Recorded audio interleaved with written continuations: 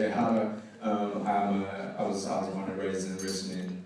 Today, live with my wife and over here in El Cerrito, just a ways actually at McDonald. And I'm going to kind of talk about a bit about how education has played a role in my life. Today, I work with folks in San Francisco Unified School District as a case manager with folks who are going to be the first in their families to go to college, juniors and seniors in high school. So first and foremost, I want to say what an incredible honor it is to be speaking to y'all and to be here. I'm a son of the city of Richmond. I'm an alum of Fairmont Elementary, the late Adams Middle School, and the new improved El Cerrito High School. It was heck different if y'all seen it recently. I'm a product of a Japanese-American father who sold cash registers before serving the Richmond Unified School District for 23 years. He's now retired. And a white American mother who was a secretary at Kaiser Oakland before serving working families and children as a social worker. She's not retired. I come from a school district that has faced bankruptcy and extinction in communities that have seen both the hardships of unjust suffering, comfort and privilege, false optimism, false pessimism, as well as undying love and hope and resilience in the face of ignorance and disaster. So first I want to do a quick little poll here. I want to ask all the youth here, whether you're elementary, middle, high school, please clap if education is important to you. Okay. That's what's up. And now for the second one, please clap if you really like school. Okay, nice loud that time. Okay, so I want to say, first off, that y'all are hella brilliant. This is obvious, I think, to all the adults in this room, but I want to give a special shout out to the folks who kind of saw or felt in this feeling inside themselves for that brief moment that schooling and education can at times be two different things, okay? And so I want to talk a little bit about my own kind of perception of the way that I view the differences between schooling and education, right? And the ways that education has played this role in my life around liberation and freedom, okay? So let me begin by saying, I mean this when I say it, that American schooling tried to kill me and all of my childhood peers as we grew up. And when I talk about death, I mean this in two different ways, okay? The first and foremost, I mean death in this very kind of real, literal sense, in that too many of my childhood friends and classmates were set up in many ways to die violently or to become prisoners to addiction, the state of California, or both before the age of 18. The vast majority of them, as I'm sure you are all painfully aware, were black and brown boys and young men who were not given the love and resources they needed and deserved.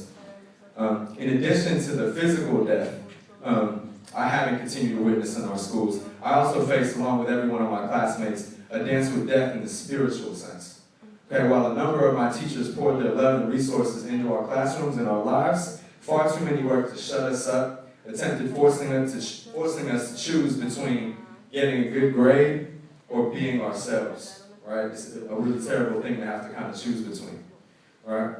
So those like me, who were privileged and lucky enough to not be set up by society for an early physical death, were pushed by schooling to become numb, to not care, to be unable or unwilling to recognize the violence that was occurring right before our eyes.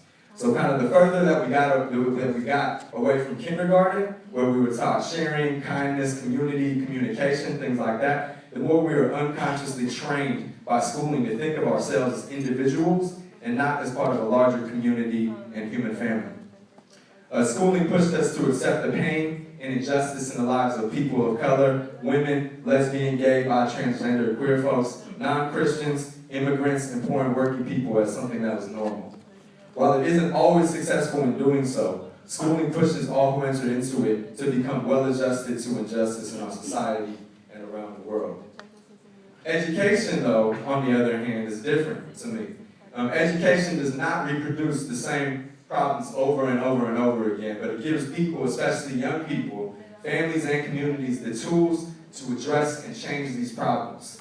Education is not just about gaining knowledge, but using that knowledge to move towards peace, justice, and human dignity for all people, not just some.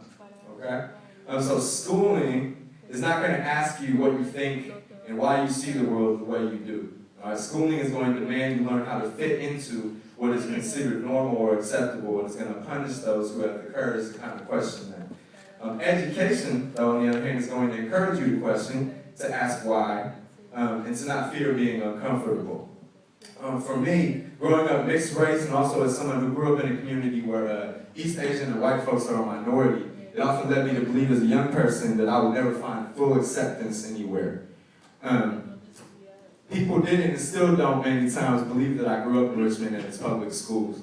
And while I grew up being made fun of by many of my non-Asian brothers and sisters for being Japanese, many of my Asian American brothers and sisters made fun of me for being white.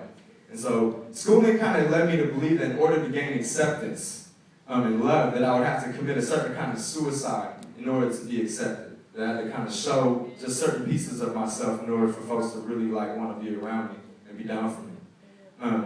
And today, though, because of transformational education, I not only realize that this isn't true, that this isn't reality, but that the feeling like you can't exist authentically is a struggle in the lives of all oppressed people in the world. It wasn't just something that I was going through. Can everybody see this hat that I'm wearing? Yeah? So it's like, you can't see it, it's a SF logo on an A's, green and yellow, right? And so actually I wore this on purpose today because one, the A's are playing the Giants right now, 0-0 in the 8th, if you were wondering. And two, because this hat, it makes people catch hell of feelings. Like people get mad when they see this hat. People people I don't even know be on the bar, they're like, what is the meaning of this? And they get pissed, right? And because I think people, when they see this hat, they want me to choose a side, right? And they think by wearing this hat that I'm trying to avoid conflict, that I'm trying to be in the middle or something like that. And in actuality, I'm trying to dive in to move towards conflict. So let me give some quick context. You see, my pops, he was and still is my hero. If you can imagine, he was this 5'5", 140-pound Japanese kid who played football for Kennedy High in the late 60s and early 70s. And when he was a kid, the Oakland A's were the Philadelphia A's on the other side of the country. And so the only baseball team in the Bay at that time were the San Francisco Giants. Even though he grew up himself and raised me in Richmond, he has always been a diehard Giants fan and raised me to be the same. So this hat, it represents me and my pop's reality, even though many people on both sides of the Bay Area get triggered by it, be like, oh, what is this? All right? So I bring this up because for all of you to exist authentically, all the young people in this room, and become your truest selves, I'm sure many of you already know this too, is that you're going to have to be ready to face folks who will call you fake, that will hate on you, say that you're not a real American, not a real man, not a real woman, not real Black, Latino, Asian, etc. when you try to show your whole entire self. If people are going to catch feelings about a fitted cap, right? Imagine how they're going to respond to a mixed race person